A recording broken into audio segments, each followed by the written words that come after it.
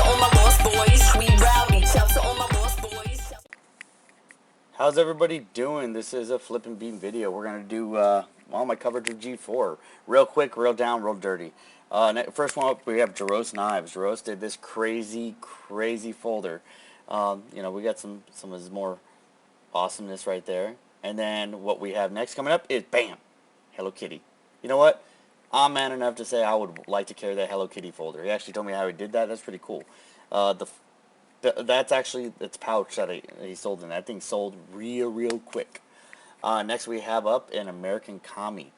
American Kami, like, you know, I showed in the Calubris review. And my trench knife.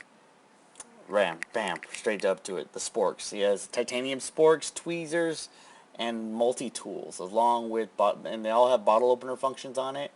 They're bigger than your Snow Peak spork. We have the Calubris in all stonewashed with the black, green, and tan G10s. And next we have this beastie war club axe, I guess you want to call it. You know, it's got the spike on the back end, but it's got a front slab of steel to harden it up for a good blunt strike. It's pretty beastie G10. Next we have DPX Black Water. Both companies ran out of San Diego. Great people, you know, veterans work there. You know, it's pretty awesome place. And we got more of their fixed blades in the black water. Then we got the DPX Hest and special edition Hests, as well as the shot glasses. They got a set of 6 of them on their website. They're pretty cool. Next we go into Blackwater. They have their Ursa, their Grizzly, their Challenge Coins, and the Aculus. Aculus is pretty cool. It's titanium handles, frame locks with... They have no thumb stud. That's my only issue on them.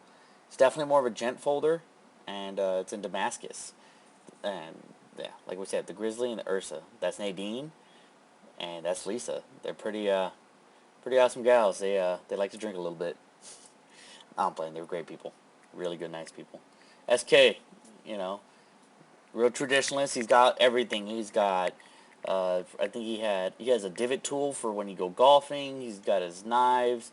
He's got lanyard beads that his daughter made with him. He had small neckers, a couple of big gigantic folders. Great guy. They're actually raffling off a flask that you can later, if you won, you could choose whether or not it was filled with some Jameson. So that was pretty cool. I like how the iridescence off that green titanium anodization showed up. It was really beautiful. You know, did a great job. Next we have Johnny Mac. Johnny Mac knives. Guys out of San Francisco Bay Area. Great handle work, honestly. They're kind of chubby in the handle, but you know, when you hold them, they meld in there. They're quite beautifully done. Some have the heat treat scale on them. Some don't. Satin finishes. A lot of, you know, it's got the Bowie. He's got Warncliffs. He's got, I think, a small cleaver. You know, great handle work. Great materials that he works with. You know, and great price point for that matter, for what you're getting, people. So I mean, look him up. He's out of San Francisco. Johnny Mac Knives. Next we have Craig Kramer. Craig Kramer is more traditionalist with the steel choices I've seen so far. He did a great job with a pair of karambits, and I really thought he did a great job with that. I can't you know, even explain how traditionalist some of those karambits were. His Kydex was, you know, above reproach. You know, great. He had a big selection by the time I got to him. You know, he was kind of bought up. Next we have Whitman blades. Whitman, you know, if you guys don't know about them, they do some crazy designs, but they work. The karambits are freaking scary. Those are all etched. That is not Damascus. It's etching. He does great work on that as well. I bought a couple of his pinup girl sets. Those are his, you know, trench knives. Those are his T-shirts. He does some pinup girl style in the modern and in the classic. That's the modern, and then that's more of the classic World War II. Now he has some patches, and what we have out here is we're going to show you is the pup and the PAL system. It's a way to basically mount any sheath to your molly without having to buy a regimented tech lock, molly lock that might not always fit. You can actually buy a blank one, or you can buy a pre-drilled one. The pre-drilled one has holes set up, so pretty much about 85% of all sheaths will fit on them. The pup system will actually allow for separating from one piece to two pieces. So look those up, people. Next we have Mojo Tactical. Mojo Tactical, just like it sounds, tactical everything. Patches, pouches, attachments. They even had some nylon from Hazard 4. Look them up. Those are the some of the best patches I liked were the Hello Kitty ones. I know my sister would love those. I bought some for little girl too. It was nice. I got the arrow in the knee, the Skyrim, the bare arms, Tacticute, freaking Taliban, freaking Hillfighter, zombie, freaking permit, Cookie Monster zombie, keep calm, shoot him in the head, that kind of stuff. The Hello Kitty freaking, I mean, come on, look at that. I mean, those things sold out, especially the Hello Kitty Stormtroopers. Those sold out really quick. So, look them up, Mojo Tactical. Next we have Graham Knives. Everybody knows I'm a big fan of Graham. I actually gave him the knife for the contest. He's gonna get pimped for Blood Than Flowers. That we have his two axes. Those are they're mean, and I don't know what to say. The Ratchels, the ones with the hook, you can use it as a can opener. The other one's got a blunted end, so you can use it like for batoning. Then we have his POI, his point of impact. Double ground. He hasn't done a compound ground on grind on his before. Real smooth, titanium, and actually that is the actual shot group that was shot into the titanium plate. So that was cool. And then we have some of his other folders. Really gorgeous sculpted titanium, as well as his pocket kukri folding. Next we have Dave 22 titanium. I bought one of his beads, his gunner beads, I think that's called. He does everything from bottle openers, you see right there, carabiner small, freaking shot glasses, Glock tools, those little pins up there, those are Glock tools. Those are his beads, and titanium, that's his freaking brass, freaking rook bead. Then we have titanium gunner bead. Then we have the copper gunner bead. And then we have the bronze. I brought the bronze. Those are his Glock tools. Not bad for 20 bucks. Well, personalized the titanium tumblers.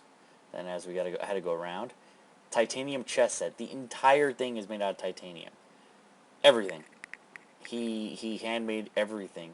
Anodized everything. Did a beautiful job. He actually did a thread on this in a couple forums, and it was just gorgeous. Those are the pieces themselves you can buy as well. Next we have Spa Knives. I like his table. His table had some pretty interesting stuff. He works with a lot of different exotic leathers and skins. That's buffalo on the top, and then that's Nile crocodile on the bottom. And that top part's a buckle from the head of the crocodile.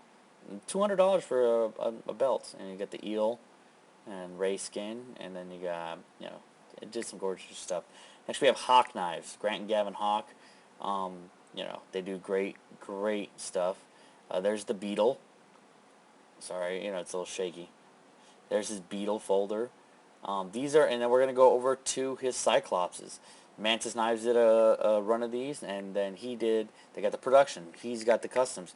He actually sends the the top plate out to different makers, and they pimp it. So it's kind of like it's a nice little collaboration. Great stuff. And look them up. They're great obvious knives. Next we have Monroe Designs. I got to his table. He only had like 3 or 4 knives left. I was lucky enough to get a dangler. Basically, it's a pocket clip, money clip / bottle opener. I mean, you can wear it as whatever. You can put your keys on it, and the keys will always stay at the top of your pocket when it's clipped. I mean, look at the work. It's freaking gorgeous. He also has some T-bots up. The titanium bottle opener / Kubotan style stuff. Next we have Bastinelli Creations. Great work out of France. They had a BBR1. It was a fixed folder that they did with lion steel. This is some of their other stuff. interesting design. They train a lot, so there's a method to their madness and some of their stuff. So hooking, trapping. If you can look at those knives, you can tell those definitely for hooking and trapping. And he's got these small friction folders set up like on a keychain / neck knife / whatever you feel like it. Great work. They had some, chocolates. Those are some of their karambits. Definitely an interesting design. Push daggers, and some of their smaller knives. And they do a great job out of France. Then they had some steel flame stuff for sale. So next, obviously, Sniper Blade Works. I was working with these guys, hanging out with them, chilling. Did a great job. There's Herb. He's the man who does a lot of the paint jobs. Some anodized tie sporks. They're, the last shot freaking neck holster. And this is what they had on their table with, after they brought 40 knives, and they had 10 left by the time the show started. That's all, Herb. Herb does, they got the anodization as well, the Homon on that one. Then that's the plasma. Tie, both sides of tie, freaking, that's one of Herb's new paint jobs. He did toxic plasma as well. W2 blade on that one. Awesome paint job as well. And, they only brought 2 DMFs for the show. They did, and they sold out really quickly. And that was Sniper Blade Works.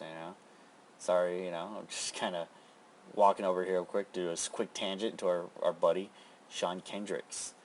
Sean Kendricks is Sergeant Garretson. I'm gonna go hit myself later.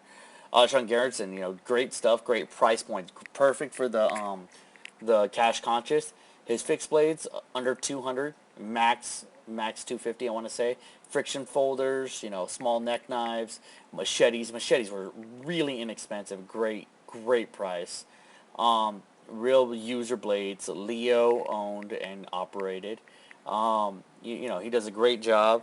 His table was, it was awesome to see it every day to sit next to them and look at all that. He had some stuff that's similar to almost like a TDI style fixed blade. All of his stuff was set up like on a J-clip style, a couple tack locks here or there. Perfect price point though for you guys who want to get a custom, but you can't pay a custom price. They're well within the range. It's cash conscious custom, if anything. So look them up. I'll put Sean Garretson. Look him up. I mean, crazy designs in some of them. His friction folders were kind of beastie. They had the tails were kind of that weird shape, as you can see right there. Perfect for paint compliance. Perfect for jamming a finger in there and nudging it straight up into the fun spot. Everybody wants to see that. But yeah, Sean's a great guy. Big, tall guy too. Kind of, if he wasn't in uniform, I might be scared of him. So, anyways, thanks for watching, and everybody have a great day. FlipinBean out.